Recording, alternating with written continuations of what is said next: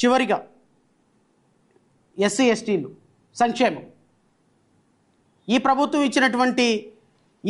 ఇచ్చినటువంటి ఒక హామీ, ఎస్సీ ఎస్టీలకి 50 ఏళ్ళకే పెన్షన్ మంజూరు ఇచ్చారా? నాకు తెలియదు, మరి ఇచ్చారా లేదు. సప్లా నిధులు వారి అభివృద్ధికే ఖర్చు చేస్తాం.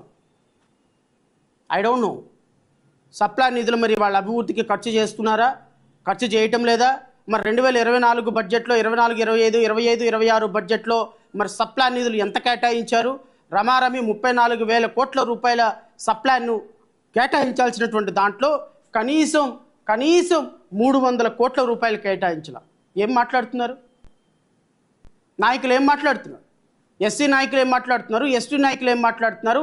చంద్రబాబు, నారా లోకేష్ ఎక్కడైనా సరే ఆయన బూటి మీద ఒక చిన్న మరక పడుతుందేమో అని మరక కోసం ఈ ఎస్సీ ఎస్టీ ప్రజాప్రతినిధులందరూ కూడా ఆ బూటి తొందరగా పాలిష్ చేసేద్దాం నాకుతోటని ఎదురు చూసేటువంటి ఒక దుర్మార్గకరమైన పరిస్థితుల్లో నారా లోకేష్, చంద్రబాబు నాయుడు బూట్ల దగ్గర బానిసలుగా తిరుగుతూ ఉన్నారు. ఇలా ఈ నాయకులందరూ దీని గురించి మాట్లాడరు.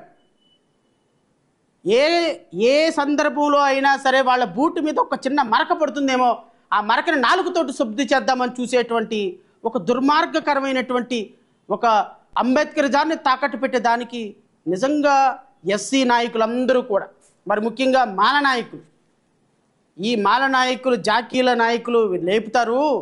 వీళ్ళు చేసే దాష్టికాలకి నిజంగా మళ్ళీ మొదలు పెట్టడం మాత్రం జై భీమ్ అని మొదలు పెడతారు. నేను ఒక్కటే మాట చెప్తున్నా, దయచేసి నారా లోకేష్ అండ్ చంద్రబాబు నాయుడు, వీలైతే పవన్ కళ్యాణ్ అంటే మీకు పడదాలేమో నాకు తెలియదు, కానీ ఈ వీళ్ళ మీద ఎక్కువగా దుమ్ము పడాలని మాత్రం మీరు కోరుకోండి. వీళ్ళ కాళ్ళ దగ్గర కూర్చున్నప్పుడు మీరు దేవుడా దేవుడా దేవుడా వీళ్ళ కాళ్ళ మీద దుమ్ము పడితే బాగుండు, నాలుగుతో శుద్ధి చేద్దామని రెడీగా ఉండండి.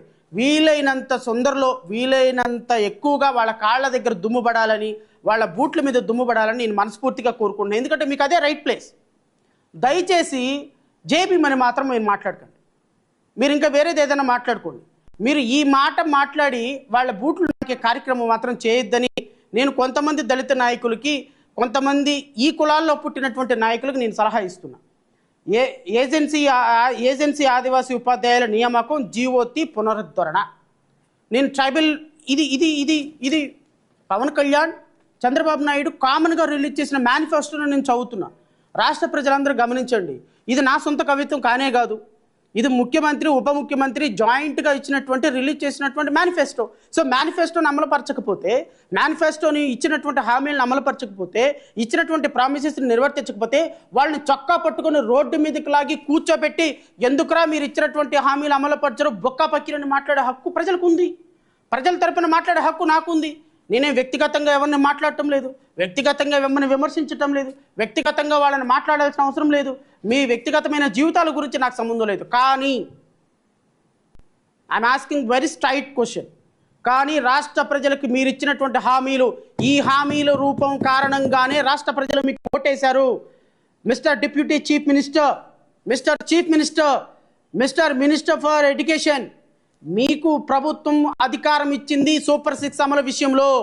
రాష్ట్ర ప్రజలకు మీరు ఇచ్చినటువంటి 143 హామీల విషయంలో, ఈ 143 హామీల్లో ఏ ఒక్క హామీ అమలుపరచకపోయినా మిమ్మల్ని గల్లాలు పట్టుకొని రోడ్డు మీదకు తీసుకొచ్చి ఎందుకు హామీలు మీరు అమలుపరచడం లేదు, ఎందుకు ప్రజలకు హామీలు ఇచ్చారనే అడిగే హక్కు ఈ రాష్ట్రంలో ప్రతి ఒక్క ఓటర్కి ఉంటుంది. ఆ ఓటర్ తరపున ప్రశ్నించే హక్కు ప్రతి ఒక్క రాజకీయ పార్టీ ప్రతినిధికి ఉంటుందని మాత్రం గుర్తుపెట్టుకోండి. సిగ్గు లేకుండా ఇంకా డిబేట్లో కూర్చొని మాట్లాడుతున్నారు. ఏ మొహం పెట్టుకొని మాట్లాడుతున్నారు మీరు డిబేట్లు? నేను అడుగుతున్నా, జీవో 3 పునరుద్ధరణ ఏమైపోయింది?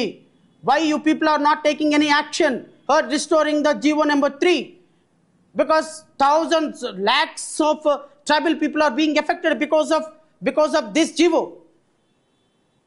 You just restore the GO immediately as soon as possible.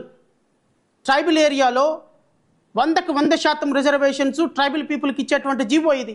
ఈ జీవోని సుప్రీంకోర్టు వారు కొట్టేసిన తర్వాత మీరు రాష్ట్ర ప్రజలకి, రాష్ట్రంలో ఉన్న ప్రతి నిరుద్యోగ బిడ్డకి హామీ ఇచ్చారు, జీవో 3 పునరుద్ధరణ చేస్తాము, రిస్టోర్ చేస్తామని. Then why you people are not doing so? ప్రస్తుత ప్రభుత్వం రద్దు చేసిన ఎస్సీ ఎస్టీ సంక్షేమ పథకాల పునరుద్ధరణ. ఐఎమ్ ఆస్కింగ్, మీరు సంక్షేమ పథకాలు ఎన్ని సంక్షేమ పథకాలు ఎస్సీ ఎస్టీ సంక్షేమ పథకాలు పునరుద్ధరణ చేశారు ఈ రాష్ట్ర ప్రజలకి?